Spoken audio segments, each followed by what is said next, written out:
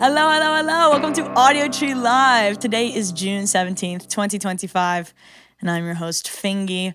Before we get into today's session, I do urge you to subscribe to our YouTube channel so you can stay in the loop with all the amazing music we have going down in this studio. With that being said, we are on all streaming services. So, Spotify, Apple Music, you name it. We are here, but today we have Knumears in the studio with a sound that blends raw emotion, razor-sharp lyrics, and textured sonics that hit you like a freight train. Knumears isn't just a band, they're an experience. Take it away.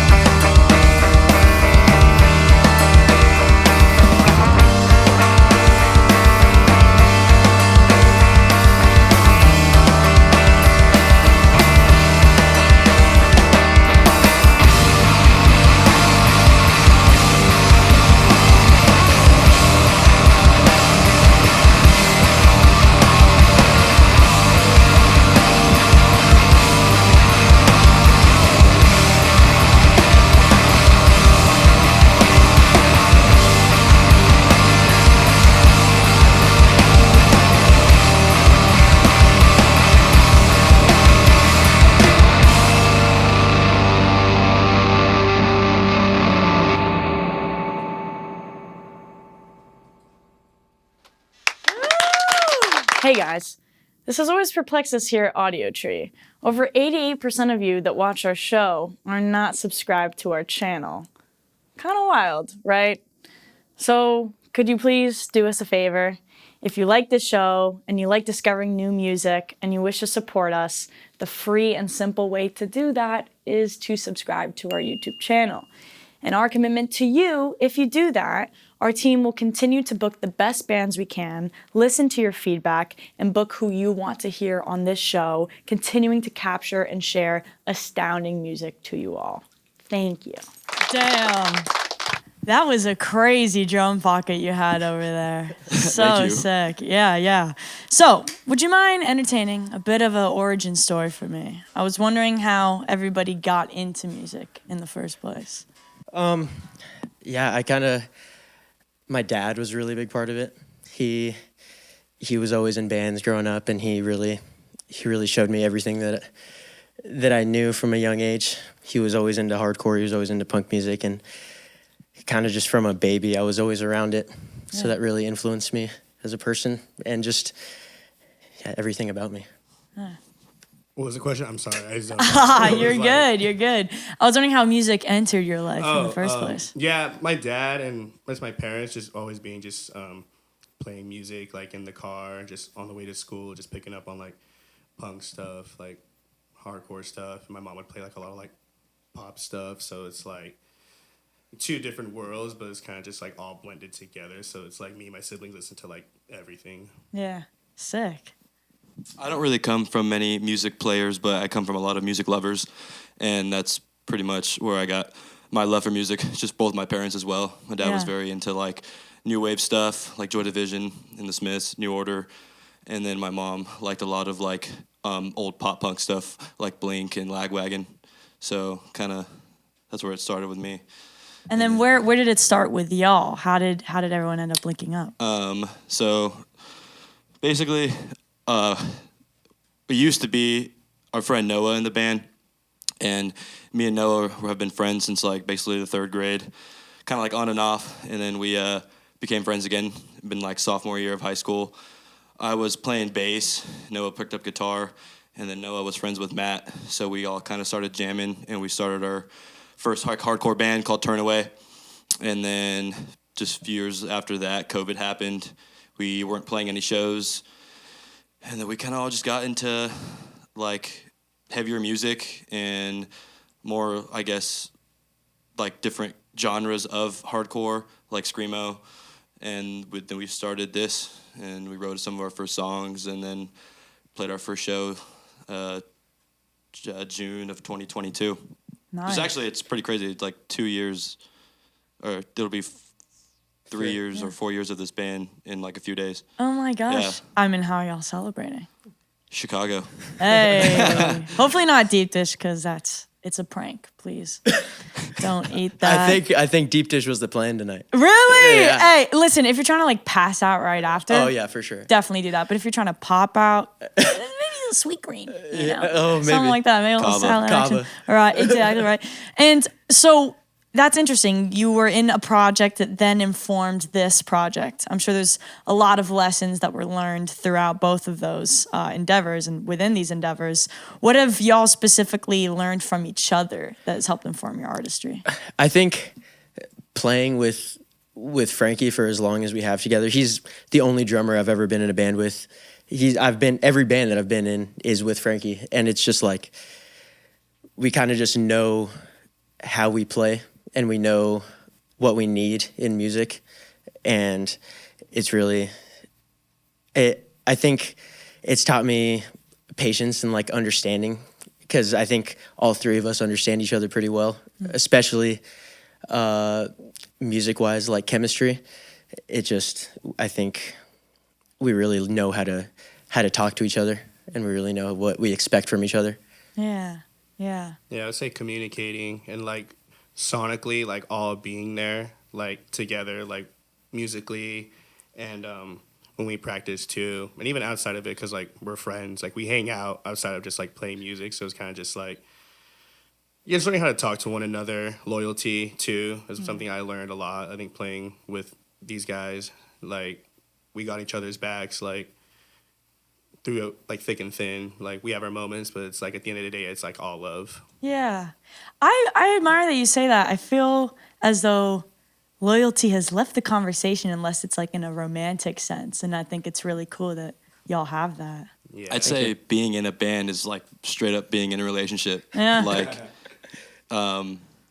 there's like the sensitivity of a relationship, you know, but like there's not the romance stuff sometimes, but A little spooning on tour. but I'd say like all the same things that are like there in a relationship, you know, like a romantic relationship, are kind of there with the band. It's weird, like sensitivities and communication and like loyalty, you know what I mean? And I think like when it comes to loyalty is like not being open about certain things, you know, and I think you still kind of feel like, oh, that hurt my feelings. Yeah. So it's weird, yeah, being in a band's like totally being in like a love triangle. Yeah. We'll be mad at each other, and then we just got to talk it out. You just gotta talk it out. We're forced to just talk it out. Yeah, you guys give it a little squeeze after, a little dap situation. A little bit of both. I like that. The squeeze bit of dap both. double Yeah, play. exactly. That's a good one. That's a good one. All right, should we run a couple more? Yeah. Oh, yeah.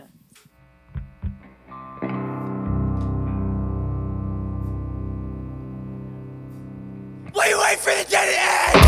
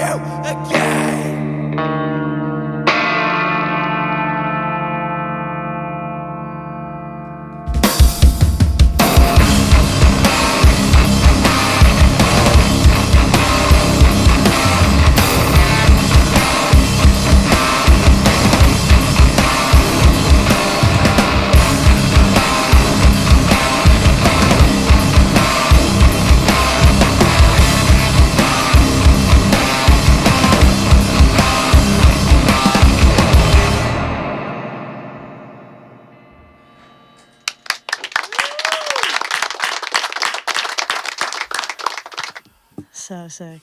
Was that 2 into 1? Yeah. Or, okay. Just want to make sure. Yeah. So sick. So sick. Thank So clearly, y'all have established a really good repertoire with each other. You have a lot of trust. You have a lot of loyalty. How does that play into your relationship with your creativity? Do you feel as though you're able to make art in a flow state, or are you blocked at times?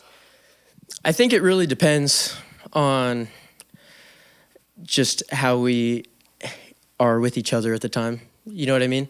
Sometimes we'll go like a week without talking to each other and we don't really write on our own. And I think it's hard for us individually to write on our own. We kind of flow when we're together, when we're really practicing, when we're really communicating. And I think being in like a few other side projects helps because we don't always have to write loud music. You know what I mean? And sometimes we could write whatever we really need to. And I think that definitely helps. It's hard to be in a flow state all the time, and it's hard to constantly be inspired to write all the time. But I think we make it work when we really have to. Yeah. Y'all concur? Yeah, I would say that like we're more like a jam band in the process. Like Matt will have a riff or idea, when we'll add on drums, and then I'll play a bass, and then if it's sick, it's sick. If not, we'll rework it. A lot of what we write is kind of just like we want to make it like rad for us to play, you know? So it's like, I think, like we do it for like kind of, we write the music for like ourselves because it's just fun.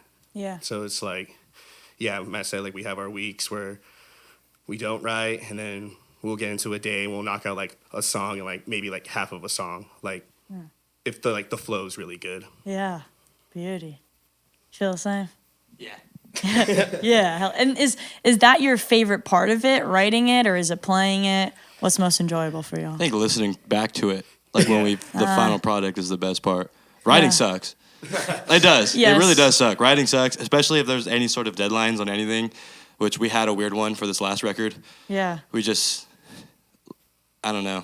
I think if there's no date for us, you know, I think we all have that like procrastination mindset. Yeah. I mean, I'll speak for myself, but I know these guys can totally admit to it too. Like we all procrastinate in our own ways. I think seeing that deadline, you know, just come, we're just like, 6 months away, 3 months away.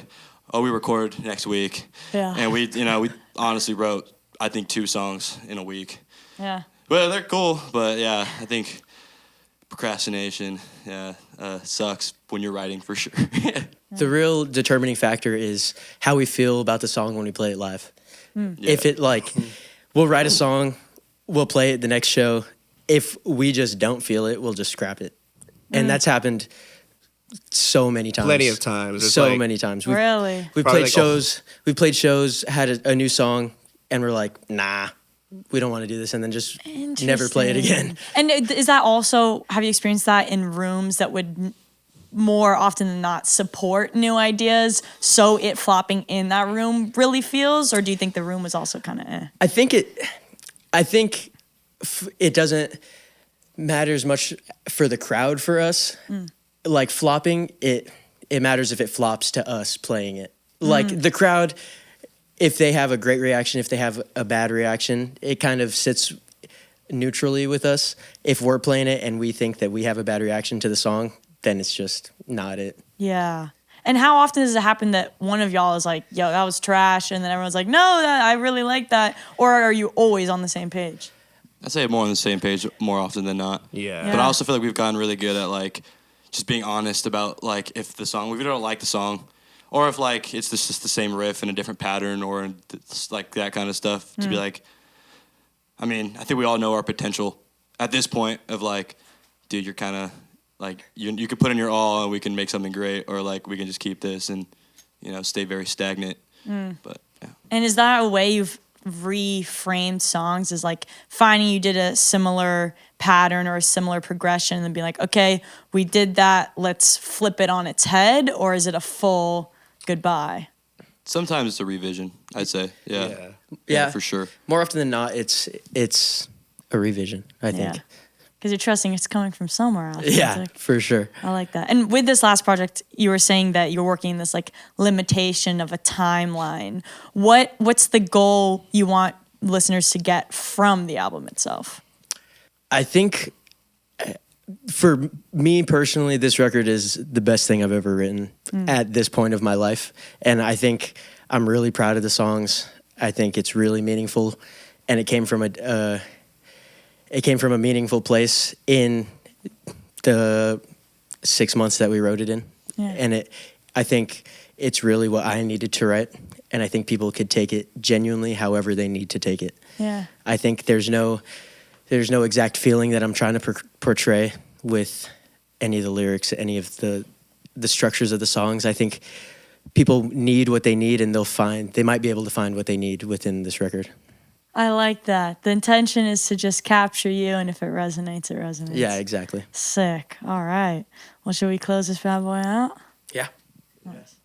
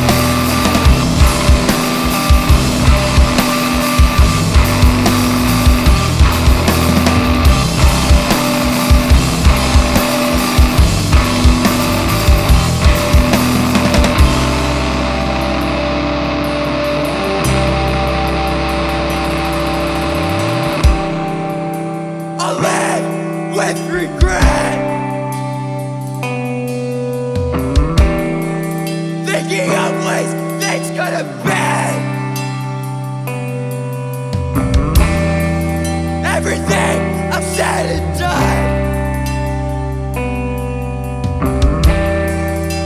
the path to my own demise.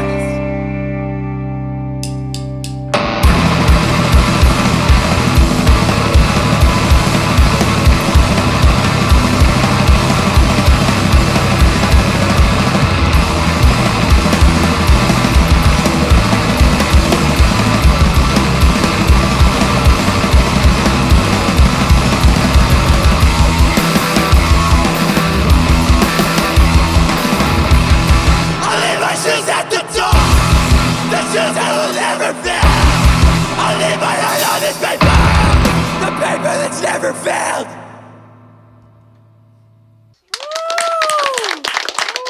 Knumears, so sick. Thank you so much for being here. Thank you for having us. Of course. Thank you to our crew for capturing this. We can't do it with y'all. And thank you for watching. By the time you are watching this, it's already on all streaming services. So Spotify, Apple Music, you name it, they are there. My name is FINGY. If you could subscribe to our YouTube channel, that would be so very helpful. And in the meantime, we'll see you next time. Peace.